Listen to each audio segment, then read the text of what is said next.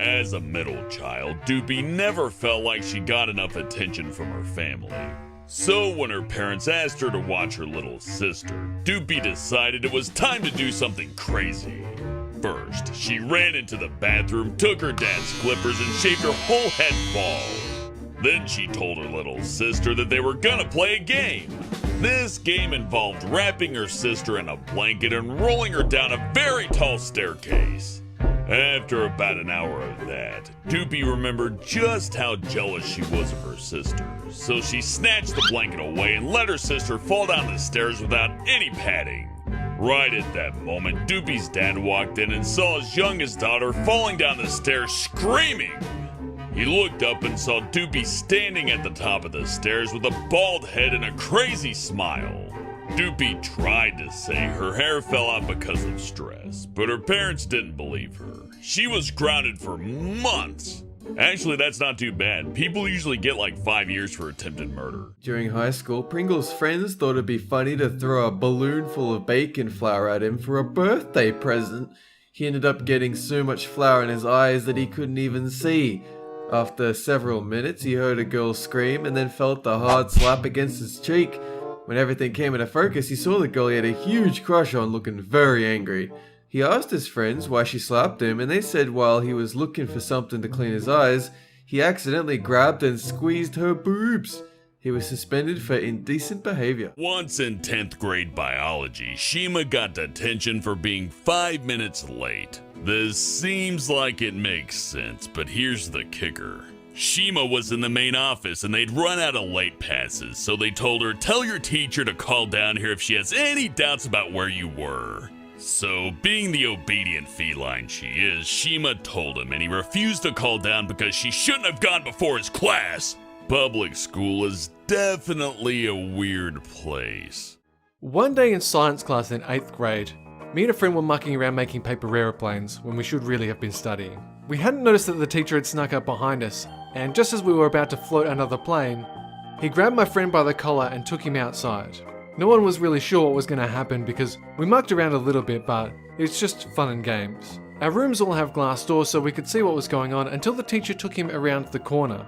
I snuck out because I was curious and because I was an accomplice and really I should know what was coming my way next. When the teacher thought they were successfully out of sight, I saw him kick my friend's leg so as to break it at the kneecap. He then pushed him down a set of concrete stairs that were outside. I rushed back inside the classroom in case he saw me. I didn't want to be caught. A couple of seconds later, the teacher followed me. The teacher came in a few seconds later looking really flustered, and he said, "Oh my gosh, Zara Gumbar's friend has fallen down the stairs. Everyone come and help."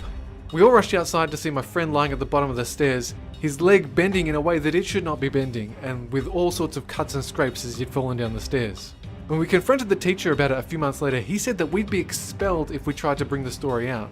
A few months later, he moved to another school anyway. Nixium went to a science museum one time, wanting to look at the famous space shuttle Columbia. He took photos of the exhibit when a woman came up to him and whispered, "You know, I used to be on a shuttle just like this, until God threw his fiery fury at me. The rest of my body was torched and thrown into oblivion. But then he reincarnated me into this young, beautiful female that you see now.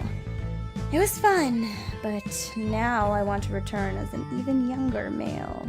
Nixium couldn't tell if the woman was indeed a male astronaut reincarnated as a female, or if she was on drugs, because every word she said made no sense. She then whispered in a creepy, seductive-like monotone, "Don't worry, the man in the black coat will be there to help you. Trust me, you'll feel like a totally new person after the ritual." Nixium slowly walked away, only to find the same woman talking to a man. She was telling him about how they needed to switch bodies immediately, or else God would strip the earth from its crust. That was when Nixium realized the latter was true. The woman was definitely on drugs. Hellbent once asked a police officer for directions. The cop looked at him and said he looked familiar. Next thing he knew, another police officer arrived, and they asked him to put his hands behind his back, and then handcuffed him to a bench. After searching him, they asked if he'd ever robbed a convenience store. He was confused and said, no.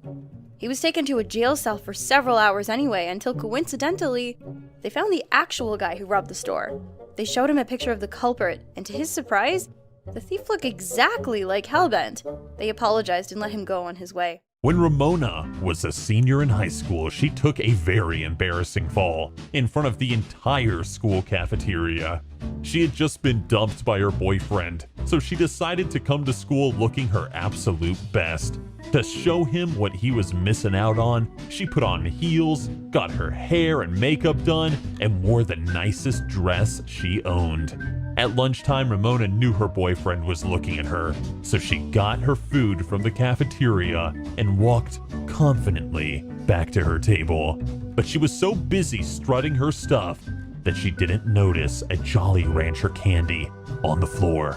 She stood on it with her heel and fell right onto the floor. Her tray of food went flying and salad, slushy, and chocolate milk landed all over her. Ramona's ex-boyfriend and the entire cafeteria laughed at her.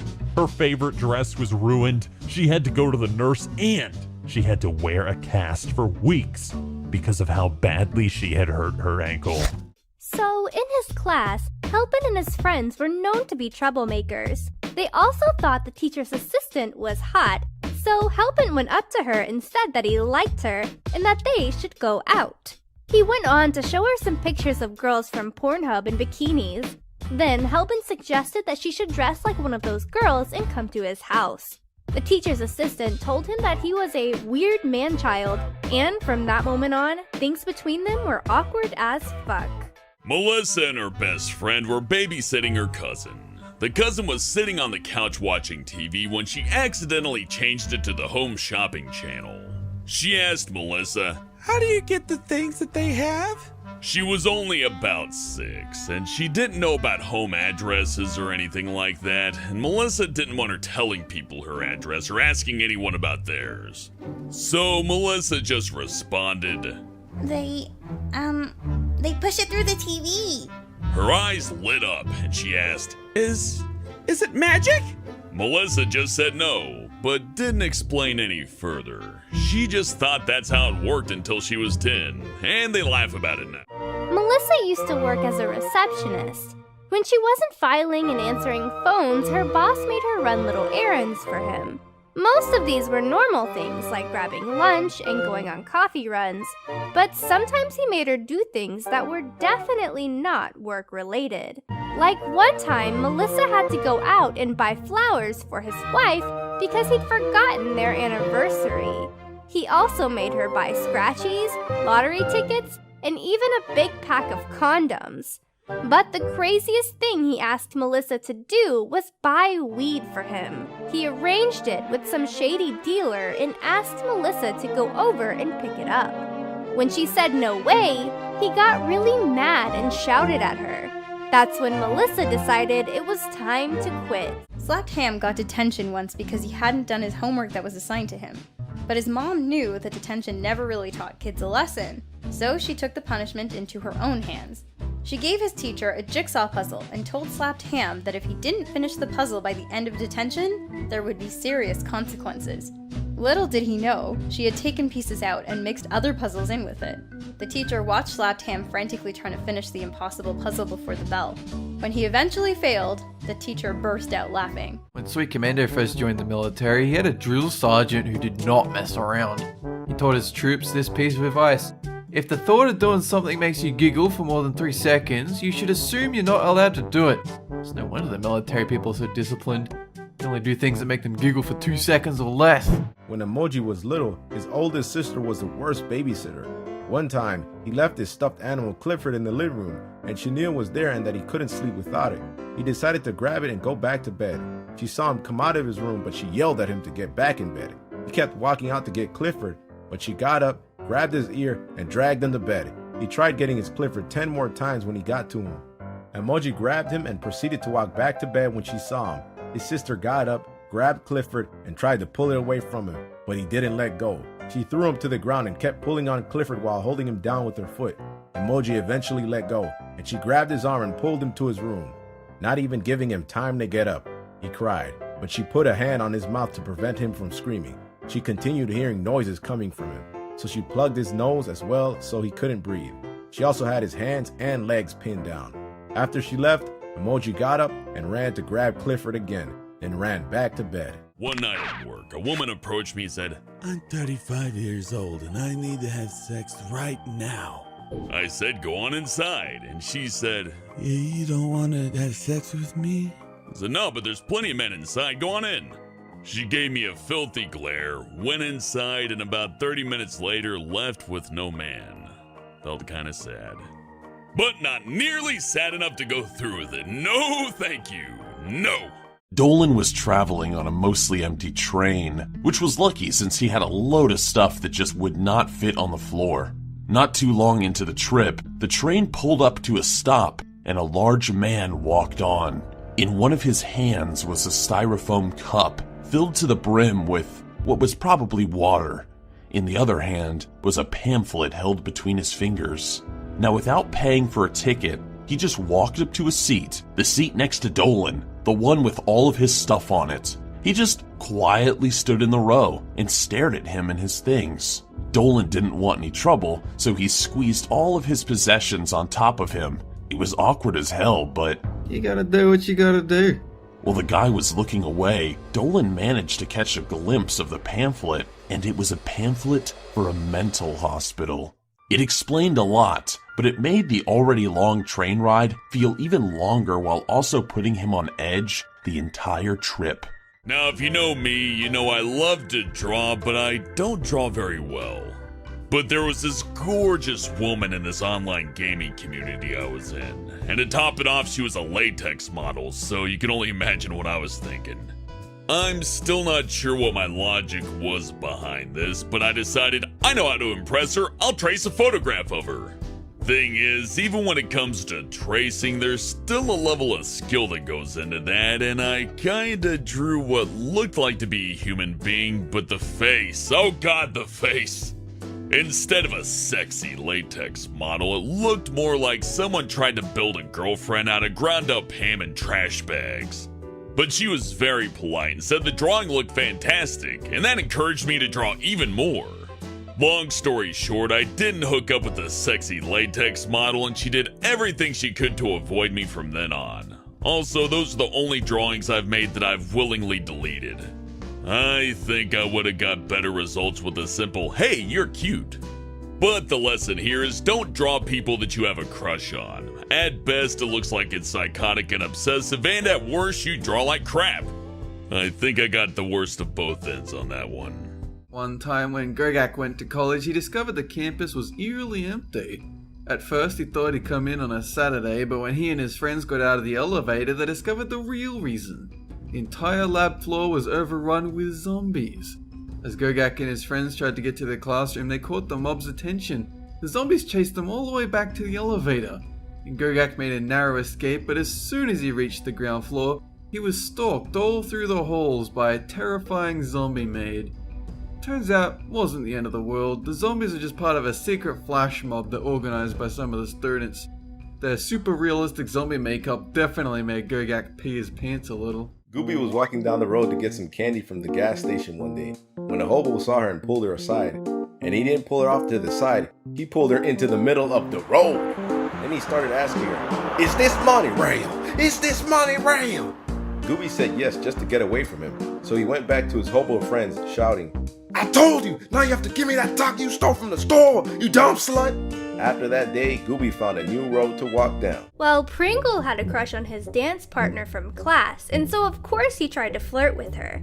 He thought for a long time of what to say, and his next class he ended up spewing out, I like your face. It's very soft and squishy. and it was pretty awkward for a long time after that. When Nixium was 12, one of his chores was mowing the lawn. He went outside and started up his dad's most prized possession, his brand new mower. As Nixium went around the yard cutting the grass, his mind started to wander. He forgot that his dad had recently planted a huge cherry tree right in the middle of the lawn and ended up running straight into it. The lawnmower made a horrible noise and died. Nixium's dad heard its screams and came racing outside. He looked at his dying lawnmower, then at his son, and said, "You're dead to me, boy." It took months of back-breaking chores for Nixium to pay off the broken lawnmower. and his dad didn't speak to him for an entire year. The most unprofessional thing Nixiam has ever experienced happened when he was in the 7th grade. His social studies class consisted of the most misbehaving students in the school. One day, while his class was causing mischief and screaming at each other as per usual, Nixiam was working on a project that was due the following week. Suddenly, he saw his teacher stand straight up, not saying a word, shaking with rage. The teacher looked down at his computer, then proceeded to grab the PC and throw it straight through the window, shattering the glass. He then got up on the table, took a massive shit on the desk before yelling, "Good riddance, you little shit biscuits!" and then he jumped out of the window and was never seen again. When Emoji was a teenager, her father paid her $20 a week to call him on Sunday. Emoji's father was abusive towards her and her mom, so they were separated when she was 2. But he was still so determined to talk to her that he was willing to bribe her.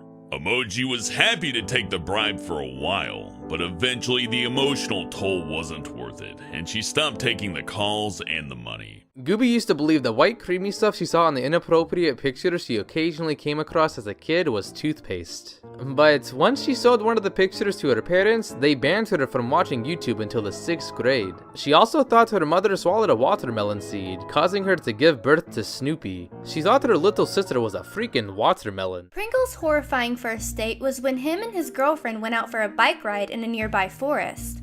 He fell a few times, she fell once or twice. When they made it almost to the other side, she started hyperventilating or something, and Pringle didn't know what to do, so he said they should go back. She wasn't able to reply to his question until she caught her breath when she said yeah. When Pringle got back on his bike, he twisted a nut. She saw all the color drain from his face and asked if he was alright.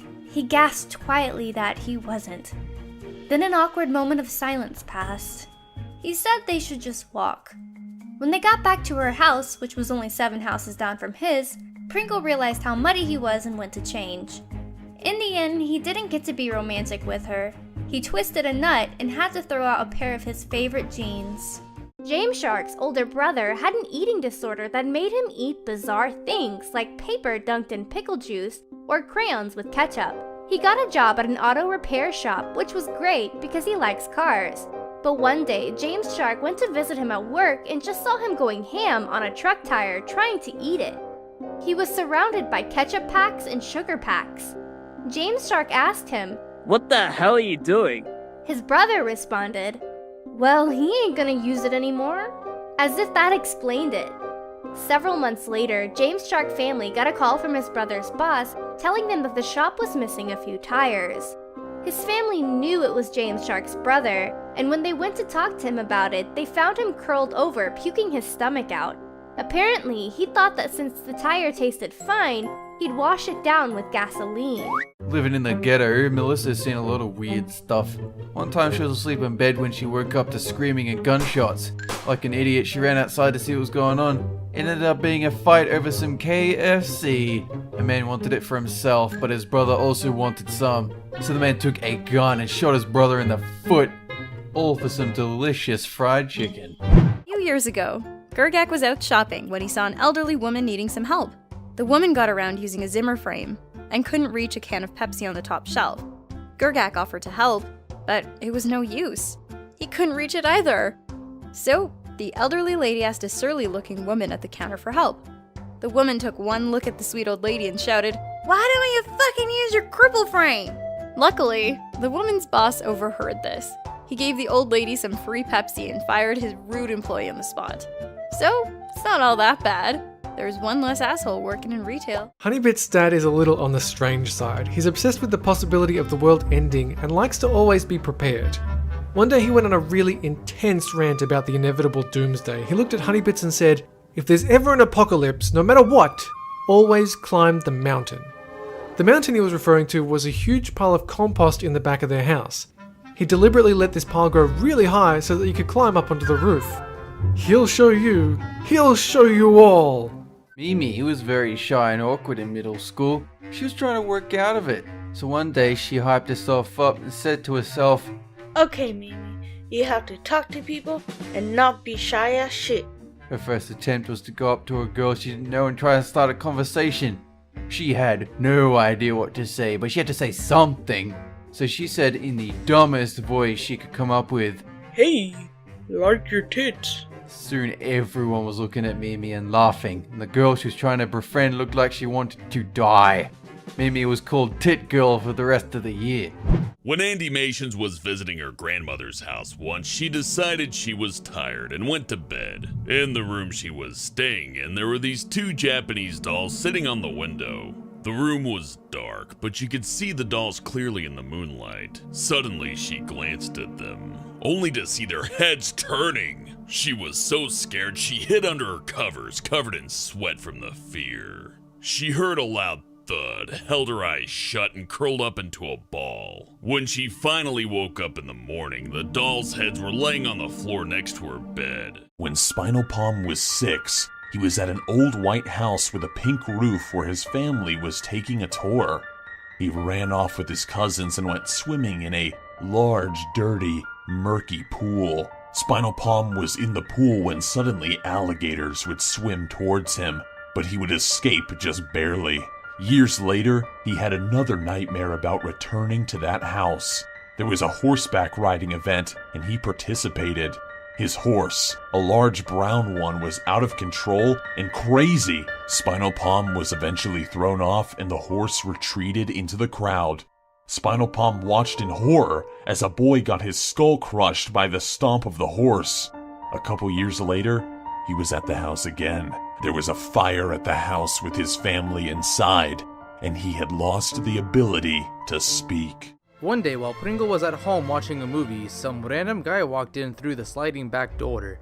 The man looked at Pringle and asked if his parents were home. He then started ranting like a madman, saying, Chell's okay. Chell's not suffering. Chell's okay!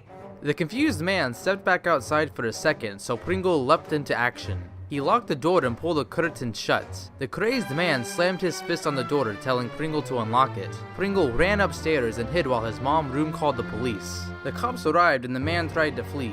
He became very aggressive and the cops were forced to taser him. Pringle later testified against the man in court. It turned out he'd been stalking Pringle's family for some time and had even come to the house once before. Pringle has kept that sliding door locked ever since. One time, when Dolan was walking down the sidewalk, he started to whistle a song. Just then, a police officer drove up to him and screamed, "Why did you kill Spike?" Dolan had no idea what he was talking about, so he replied, "Who?" The police officer said, "Spike the dinosaur, damn it!" Before he knew it, Dolan was in handcuffs and was being carried off to the police station. When they entered the station, the police officer sobbed hysterically. One of his friends, a policewoman, asked him what was wrong. The police officer grabbed the chain on Dolan's handcuff and violently pulled it, shaking him around. He said, "He killed Spike!" The policewoman took the handcuffs off Dolan and said, "I'm so sorry for the inconvenience." Dolan found out later that the police officer had been drunk. Dolan once told his brother Zaragamba that there was a dinosaur skeleton in their backyard. Actually, it was just a bunch of rocks. But to sell the lie, Dolan painstakingly carved rocks for months to make them look like a velociraptor skeleton. They still have the rock formation to this day. When Zaragamba lived in Florida, his school's dress code required black shoes. His parents didn't have the money for black shoes, so they just painted a pair of Zaragamba shoes black. Later at school, the paint on the shoes was dripping, revealing the actual color. Zaragamba and his parents didn't know that if the dress code wasn't followed, the student would serve some time in jail. So the principal called the cops when he saw the dripping shoes. When the cops came, they handcuffed Zaragamba and put him in jail for 48 hours. He hasn't been back to Florida since. Back in the 6th grade, Tolop owed his friend Andy Mations 60 cents, which was a lot for a kid. So Andy Mations said to him, "Hey, do you want to pay off the debt you have?" And he said, "Sure."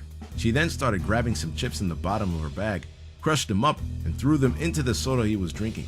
Next was a vanilla Oreo that she crushed up slightly, but left a big chunk just floating in the liquid. She told him that if he wanted to pay off his debt, he needed to drink it all. He looked at her in disgust and gulped it down. He quickly threw down the cup and ran to the bathroom. At least he didn't owe her 60 cents anymore, I guess.